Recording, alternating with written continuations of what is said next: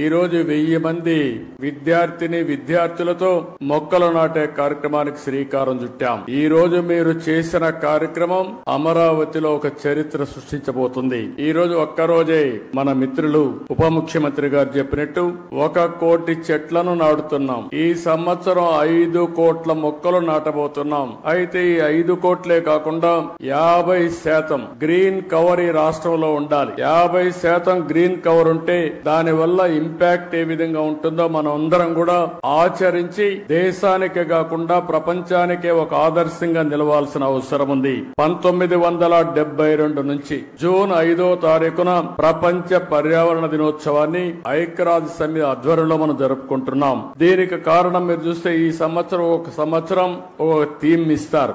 End plastic pollution. Plastic pollution ని పూర్తిగా దీన్ని కంట్రోల్ చేయాలి. దీనికి ఏ విధంగా రీసైకిల్ లో ఇవన్నీ ఉపయోగించాలి అనే విషయంలో అవగాహన పెంచడానికి తీసుకున్నాం. మన రాష్ట్రానికి మనం ఒక్కసారి వస్తే 37,421 చదరపు కిలోమీటర్ల అడవులు ఉన్నాయి. ఇది మొత్తం విస్తీర్ణంలో 22.96%. ఈ రోజు మన రాష్ట్రానికి ఒక పెద్ద అడ్వాంటేజ్ ఏంటంటే అడవుల్లో చెట్లు ఉండడమే కాకుండా రాయలసీమలో నల్లమలై ఫారెస్ట్ ఉంది. అదే రాయలసీమలో హార్టికల్చర్ పెద్ద ఎత్తున అభివృద్ధి అవుతా ఉంది. ఎప్పుడైతే హార్టికల్చర్ బాగా అభివృద్ధి అయ్యే కొందికి ప్లెయిన్ ఏరియాలో కూడా చెట్లు వస్తున్నాయి. దీనివల్ల గ్రీన్ కవర్ పెద్ద ఎత్తున పెరిగింది. దీనికి ఉదాహరణగా మీరు చూస్తే ఈ రోజు రాష్ట్రంలో 30.05% గ్రీన్ కవర్ ఉండే రాష్ట్రం మంది. దీన్ని 50% తీసుకుపోవాలనేది మనందరి లక్ష్యం. ఒకప్పుడు నేను 2 ఏళ్లు 3 ఏళ్లు చెట్లు కూడా ఉండేటివి. పెద్ద చెట్లు నాటేవాళ్ళం.